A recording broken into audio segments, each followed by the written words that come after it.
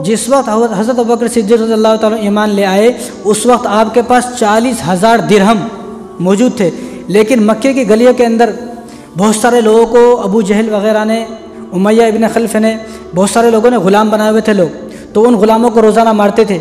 तो जिसको भी मार पड़ते हुए हुज़ूर सल्लल्लाहु अलैहि वसल्लम देखते कि इसमें मार पड़ रही है तो किसी सहाबी को फरमाते इनको आज़ाद करा दे। तो इसी तरह हुज़ूर जो है ना वो हज़रत अबू बकर को फरमाते थे बार बार इनको आज़ाद कराएं, इनको आज़ाद कराएं। इसी तरह हज़रत अबू बकर सिद्दीक़ रज़ियल्लाहु ताला अन्हु ने 8 ग़ुलामों को आज़ाद कराया, 40,000 दिरहम ख़त्म हो गए। और आपने जब कलमा पढ़ा है तो आपकी 6 दुकानें थी, कपड़े की 6 दुकान, तो उन 6 दुकानों को भी इस्लाम पर ही खर्च कर दिया, ख़त्म हो गई।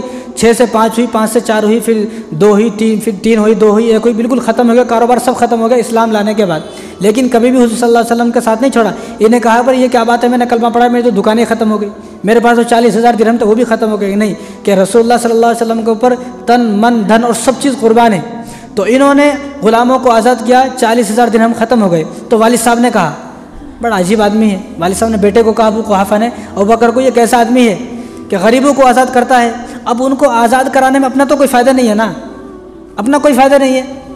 जब इन वालिद साहब ने ऐसा कहा तो इसका जवाब हुज़ूर ने नहीं दिया, इसका जवाब अल्लाह तबारक व तआला ने दिया। सूरह लैल वसयुजन्नबुहुल अत्क़ा अल्लज़ी यु'ती मालहु यतज़क्का व मा लि अहदिन इंदहु मिन निअमतिन तुजज़ा इल्ला इब्तिग़ाअ वजहि रब्बिल आला। इन्होंने जो ये ग़ुलामों को छुड़ाया है माल खर्च किया अपने लिए नहीं बल्कि अल्लाह की रज़ा के लिए। वला सौफ़ रज़ा अन क़रीब, अल्लाह तबारक व तआला अबू बकर को खुश कर देंगे। अल्लाह ताला ने फरमाया वला सौफ़ रज़ा, सूरह लैल। इसलिए उलमा फरमाते हैं मुहद्दिसीन कि सूरह लैल जो है वो हज़रत अबू बकर की सूरत है और सूरह ज़ुहा वज़्ज़ुहा ये हुज़ूर सल्लल्लाहु अलैहि वसल्लम की सूरत है। तो अल्लाह ने फरमाया वला सौफ़ रज़ा, और करीब अल्लाह तबारक व तआला जो है वो हज़रत अबू बकर को खुश कर देंगे। नहीं, वफ़ात होगी, वफ़ात के बाद फ़ौरन जन्नत में खुश हो गए।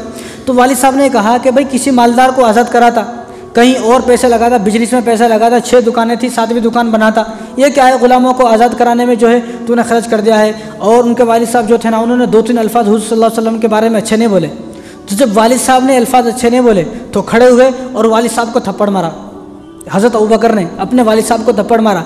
जब वालिद साहब को थप्पड़ मारा तो वालिद साहब भी घबरा गए, भाई मेरे बेटे की उम्र 50 साल है, इसने 50 साल तक मेरी नाफरमानी नहीं की, मेरी हर बात मानता है, लेकिन आज मैंने इसके नबी के बारे में सिर्फ इतना सा जुमला कहा है कि उसके लिए इतना खर्चा क्यों, कौन है वो कौन होता है, उसके लिए तूने सारे पैसे खर्च कर दिए। मैंने सिर्फ इतना जुमला बोला है, जो बेटा मेरे सामने कभी बोला नहीं, 50 साल की उम्र हो गई, आज उसने मुझे थप्पड़ मारा है।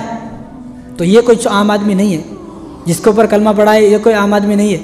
तो जब वो अबू कुहाफा हज़रत अबू बकर सिद्दीक़ रज़ियल्लाहु ताला अन्हु के वालिद साहब हुज़ूर के पास गए, हुज़ूर के पास गए तो हुज़ूर से शिकायत की, या रसूलल्लाह ये क्या सिखा रहे हो आप अपने साहबी को कि उसने मुझे मारा है।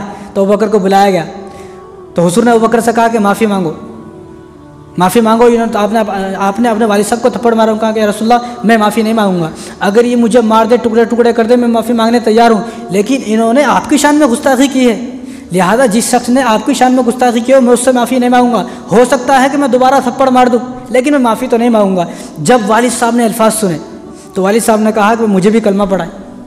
भाई एक आदमी, एक आम आदमी तो ऐसा नहीं हो सकता ना, मेरा बेटा मेरे मुखालिफ एक आदमी के लिए हो जाए, वो कोई झूठा आदमी तो नहीं हो सकता।